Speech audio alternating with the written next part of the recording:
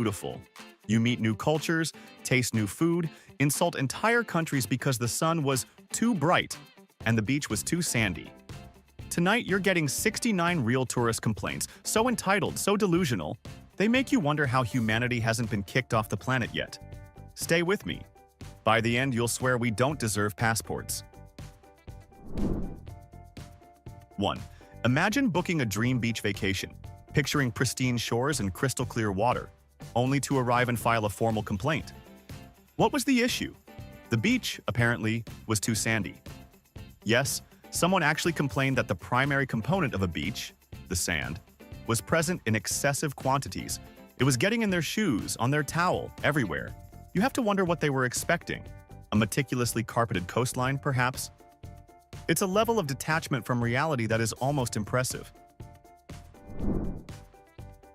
2. A family on a summer holiday in Italy decided to treat themselves to some authentic gelato. The father, however, was not pleased. He flagged down the waiter to complain that his dessert was, and I quote, unpleasantly cold. He argued that it was so frozen it hurt his teeth. The waiter, presumably holding back a complete system meltdown, had to gently explain that the defining characteristic of gelato, or any ice cream for that matter, is its cold temperature. The man seemed genuinely baffled by this fundamental law of frozen desserts. 3. During a luxury safari in Africa, a guest demanded a refund because their sleep was disturbed. The culprit wasn't a loud party or faulty air conditioning. It was the wildlife. Specifically, the lions were roaring too loudly at night. This person had traveled thousands of miles to see majestic African predators in their natural habitat. But apparently, they were expected to adhere to a strict 10 p.m. quiet time. The tour guide was speechless, probably wondering if they should have handed the lions a memo on proper safari etiquette before bedtime. 4. A tourist staying in a Swiss mountain resort with a Matterhorn view room filed a complaint with the front desk. Their grievance? The Matterhorn itself was blocking the view. They were under the impression that they would be able to see through the iconic mountain to the scenery on the other side. The hotel staff had the unenviable task of explaining that solid rock formations are, by nature, opaque. It's a bold new level of wanting to have your cake and eat it too, or in this case, see your mountain and see through it too. 5. In a quaint little restaurant in rural Spain, an American tourist became visibly frustrated and called for the manager. His complaint was simple yet profound. Too many of the locals were speaking Spanish.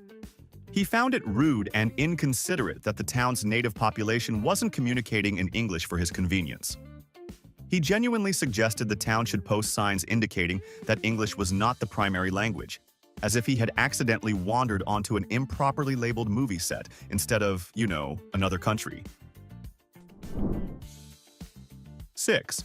A British tourist on holiday in Australia demanded compensation from his hotel after getting a severe sunburn. His reasoning was flawless in his own mind. The hotel had failed to warn him that the sun in Australia was hot and could burn his skin. He seemed to believe the sun was a regional appliance with different settings, and that he should have received an instruction manual at check-in. The concept of personal responsibility for applying sunscreen had apparently not made the trip with him. 7. A passenger on a Caribbean cruise complained that they couldn't see the entire ship from their cabin's balcony.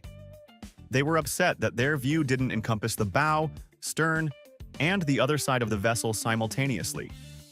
The guest services representative had to politely explain that being on the ship made it physically impossible to see all of it at once, much like you can't see the outside of your own house while standing in the living room.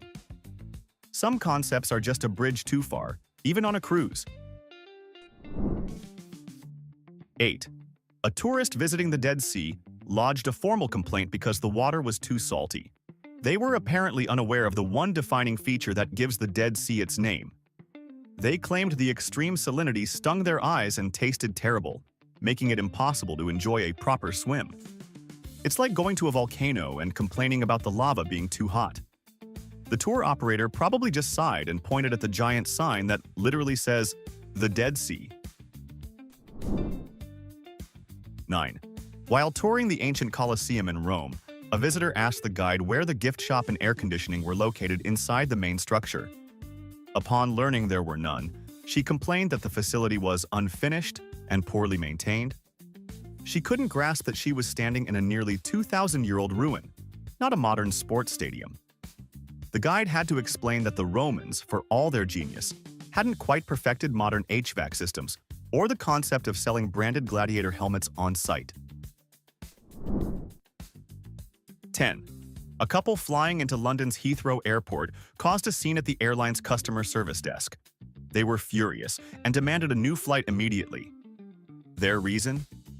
As the plane descended, they looked out the window and couldn't see the Grand Canyon anywhere. They had booked a trip to the United States, saw a flight to London, and assumed it was London, Arizona, a tiny town near the Grand Canyon. The agent had the delicate job of explaining they were on the wrong continent entirely. 11.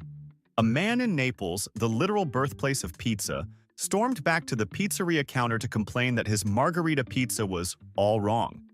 He argued that the crust was too thin and slightly charred, there wasn't enough cheese, and it lacked the mountain of toppings he was used to back home. He then proceeded to pull out his phone and show the baffled Italian chef a picture of a Domino's Meat Lovers pizza, demanding to know why they couldn't make something more authentic like that. 12. While snorkeling at the Great Barrier Reef, a woman swam back to the tour boat in a panic and demanded to speak to the captain. Her complaint?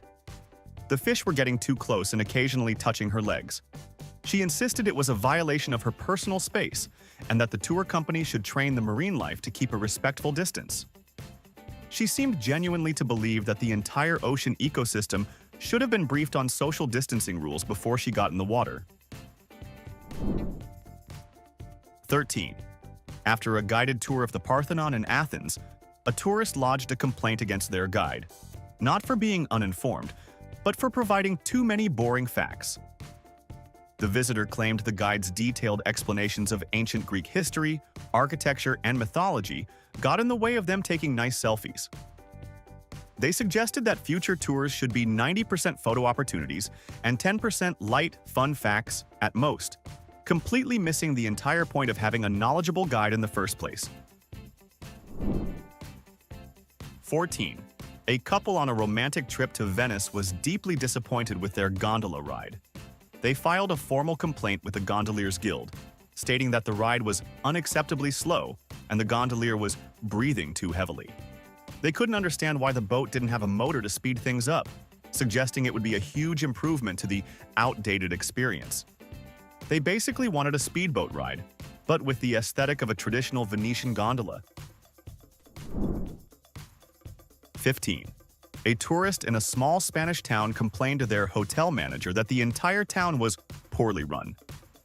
The evidence for this bold claim was the fact that all the shops closed for a few hours in the afternoon. The concept of a siesta, a cultural tradition for rest during the hottest part of the day, was completely lost on them. They saw it as a massive inconvenience designed specifically to prevent them from shopping, and they demanded that the hotel do something about it. 16. In a high-end hotel in Tokyo, an American guest called the front desk in a rage. The source of his fury was the high-tech toilet in his room.